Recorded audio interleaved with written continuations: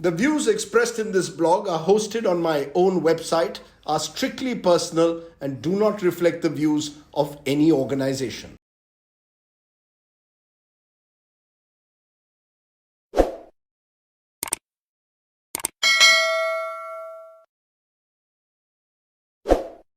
Hello, namaskar, welcome friends once again to Straight Bat, my weekly video blog, where as the title suggests, I comment with a straight bat. Now this week marks 75 years of independence, so before anything else, happy Independence Day weekend, a week to celebrate the spirit of independence, of being Indian. How you celebrate it, well, depends entirely on you.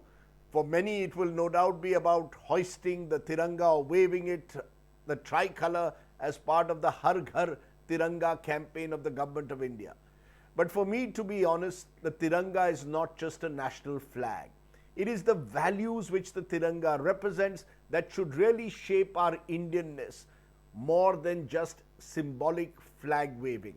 So let me share what I think makes being Indian so special and why I am so proud to be an Indian.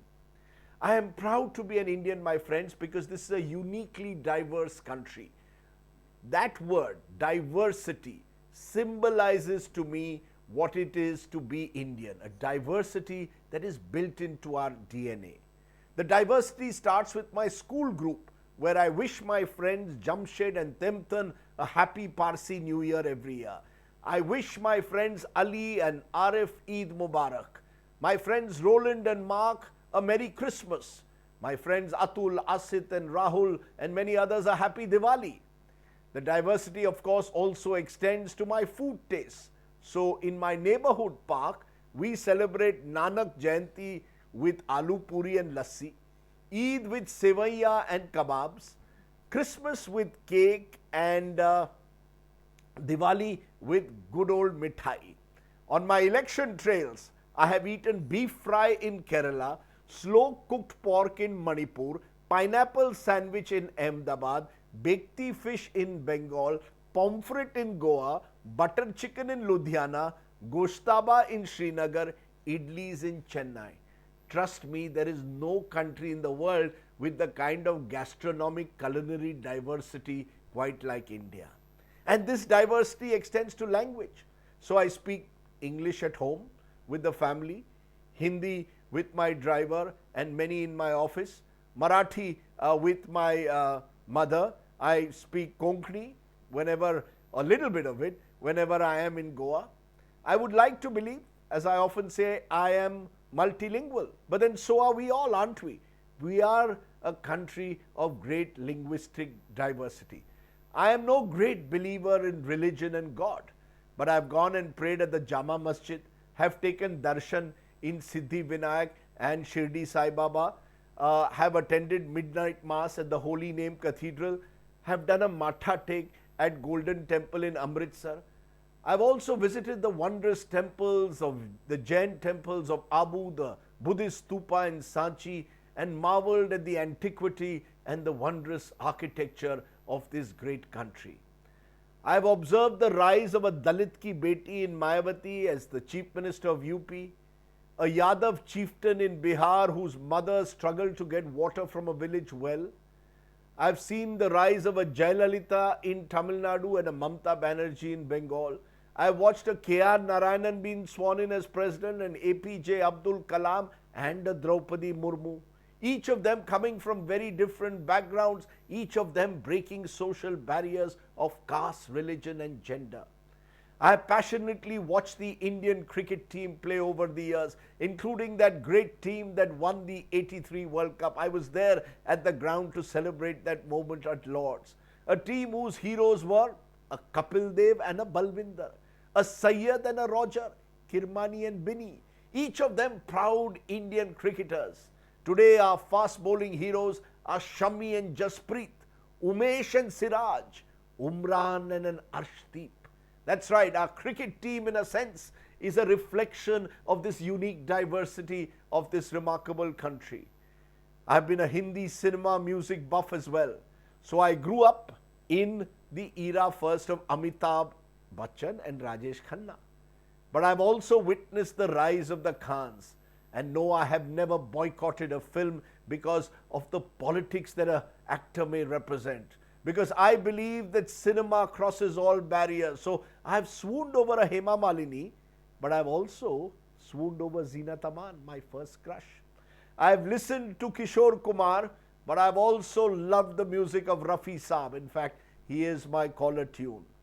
I've listened to the magical notes of a Lata Mangeshkar, but also to that of an M.S. Subbalakshmi. I've been mesmerized by a Pandit Ravi Shankar on the sitar, but also a Zakir Hussain on the tabla, a Bismillah Khan on the shehnai, and a Shiv Kumar Sharma on the santoor. This country's film and musical world also reflects, my friends, its unique diversity. I have witnessed and met Jawans by the name of Muhammad, Ashwin and Angad, who were part of the same battalion that fought terrorists in Kashmir.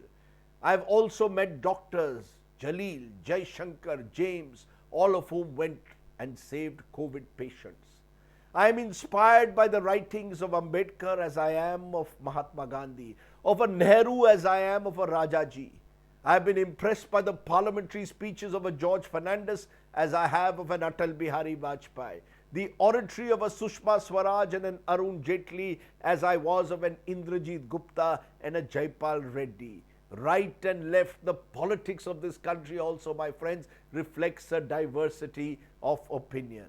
I have admired philanthropic business leaders like Azim Premji and Narayan Murthy, as I have public-spirited activists like Jean Dresse and Aruna Roy, as I have the countless faceless Indians who simply overcome the fiercest of odds with quiet dignity. From the fish seller at Baikala's market who gets up at 5 a.m. to catch a local train, to a soldier in Siachen who stays awake through the night in freezing conditions, to a farmer who's toiling through the summer heat. I've seen it all and feel amazed and privileged to be part of this great country. Yes, there is much that depresses me too about the India of today. The inequalities in our society, the stark income differentials, the lack of equal opportunities, of varying access to health and education, housing and sanitation, the petty corruption, and yes, the big ticket scams. Yes, I am depressed by the manner in which even today people are targeted for the clothes they wear, who they marry, what they eat, the politics of hate and the bigotry of the mind. It's these glaring inequalities, the corruption and the hate politics, we must vow to fight as one by embracing the spirit of the tiranga, where every color, my friends, symbolizes core values, the strength and courage of saffron, the peace and truth of white, the fertility and growth of green. Together, my friends, let's build a better India by being true Indians, tolerant and inclusive, accommodating and generous, principled and patriotic. Jai Hind, Namaskar. That was the Straight Band. Do, of course, subscribe to my YouTube channel for many more such videos. Happy Independence Day. May God bless India. Namaskar.